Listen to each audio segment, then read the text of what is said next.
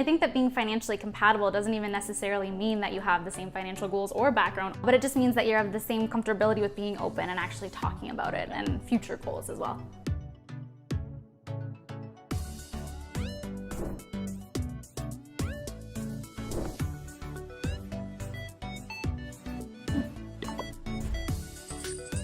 I'm Dennis, and I'm 24 years old, and I make $58,000 Canadian a year.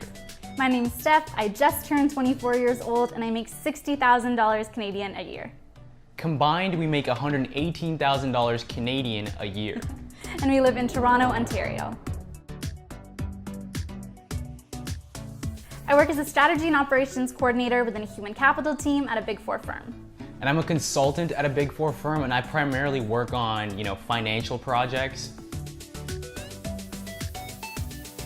So I think given the companies that we work for, and given that we, work for companies that are external facing and rely on a lot of clients in order to make money, things got kind of uneasy as soon as COVID hit because, usually during these times, a lot of companies are trying to hoard cash and they're not really trying to spend money on consultants, right?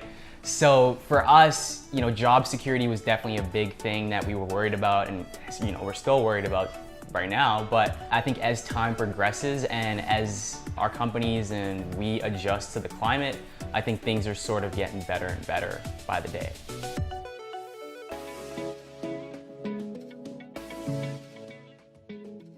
I didn't really have an emergency fund or an emergency fund that had really anticipated a climate like this. A lot of the money that I was pushing towards my student loans, I've sort of been able to dial that back and actually put that into savings just in case anything happens.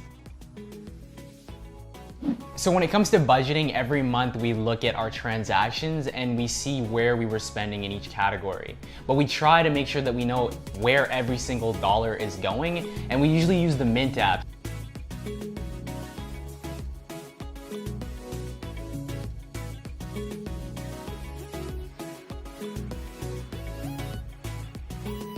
We do live in a pretty small space for downtown Toronto. It's 400 square foot, if that. I think it's pushing it. They call it a one bedroom, but it's more of a bachelor style space. We've been living together for 2 years now and we're planning to continue that, but we don't personally feel the need to have any sort of joint accounts. So we have completely separate accounts. We split all of our expenses right down the middle. It's just what works best for us. It works for our budgets so that we can really plan it out.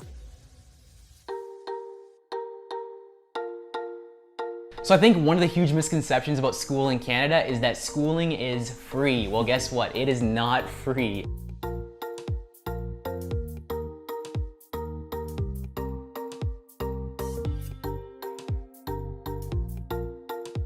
And after 11 months, I'd already paid down over half of the amount.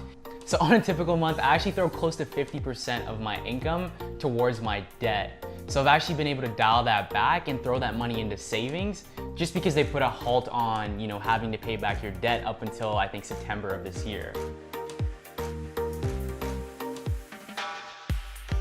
I was really lucky to graduate with no student loans. It was a nice blessing to have leaving school. And it's nice being with Dennis because then I can start working on our savings, and in the future, when we start investing together, that'll be a good stepping stone for us in the right direction.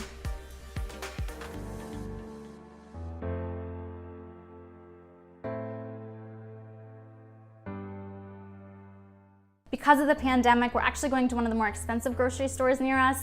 Definitely something that we're choosing to do. It's not a necessity, but it's cleaner. There's more measures in place. We know that the hours are a little bit better. It's easier for us to go there right now. So our budget's gone up by maybe $50 to $75 a month for each of us. We cook together, we eat together, but when it comes to paying, what you can do here is you can actually ask the cashier to split it right down the middle, and we'll do it right at the store. It's just easier for us. When you get the transaction on your credit card or your debit card, it's that exact amount that goes towards your individual budget for, for food, right?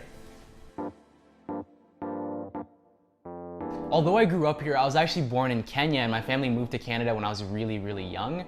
And when it came to money, they had a tough time adjusting to the system here.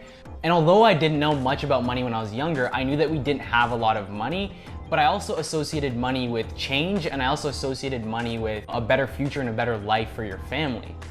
My dad's always been an accountant for as long as I've been alive, so obviously he understands a lot about money. He was our financial guru in our household. He took care of everything, and he was really, really savings focused, and that's the main thing that I knew growing up, is that you save half of your money, you save more than you spend, you live within your means, you pay off any debt you have right away. My parents were debt-free even on their house as soon as they possibly could be, so that was something that was really driven into me. My first job when I was 14, again, I didn't even see half of my paycheck. It went right into my savings that I used when I went to school and was put towards that. So that's always been instilled in me.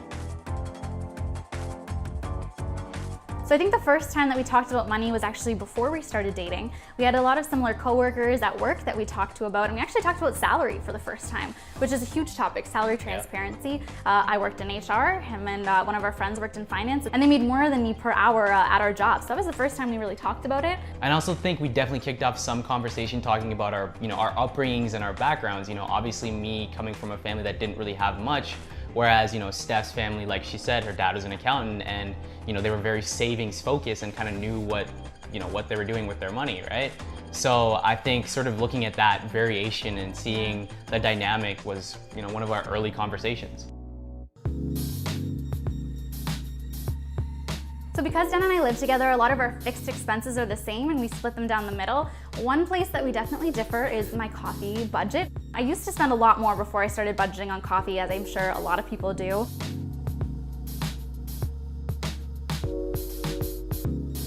During the pandemic, I luckily haven't been spending any. We make all of our coffee at home, but I'm sure it's a habit that will probably come back. So for me, I refuse to spend money on new clothes, I refuse to spend money on coffee, and I refuse to spend money on a car. Before we get started, destroy the like button. So we actually started our YouTube channel, Steph and Den, last year in August, but we didn't get serious up until January. And the main reason we started was, at least for me, was because I saw a gap in the knowledge when it came to money and sort of finances here in Canada. I think a lot of the information that we see online is very United States focused, and there wasn't really much when it came to Canada. And when it comes to a lot of the stuff that we talk about, careers as well, there's not a lot of people who look like me, who are black, that work for a big four firm, that are showcasing the life and how to get in and how to sort of navigate this whole corporate space as a black person.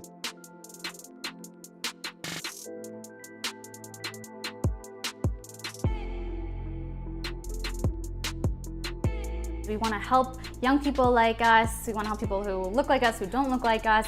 Overall, just understand their finances, and also just, even if we're not in a position to teach on every topic, sharing our experiences and being really transparent so we can help people along the way. We also try and offer free resume reviews and different things like that so we can actually give back and give value for free to other people and do what we can to connect in that way. So my financial focus right now is really on saving, and this started for me when I first graduated and I got serious about budgeting, and I'm really continuing to focus on that more and more as time goes on. Each month I'm saving, my goal is 50% of my income, so basically I get paid bi-weekly. I'm trying to save one full payment each month, and I'm putting it right now into a savings account, but I'm planning on switching into a high interest savings account too, to really capitalize and hopefully grow that savings as well each month.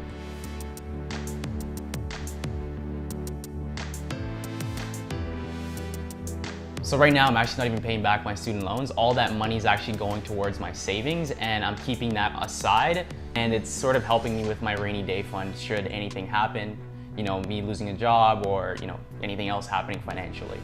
And eventually I will be able to throw that back into my debt, once things sort of cool down and things change.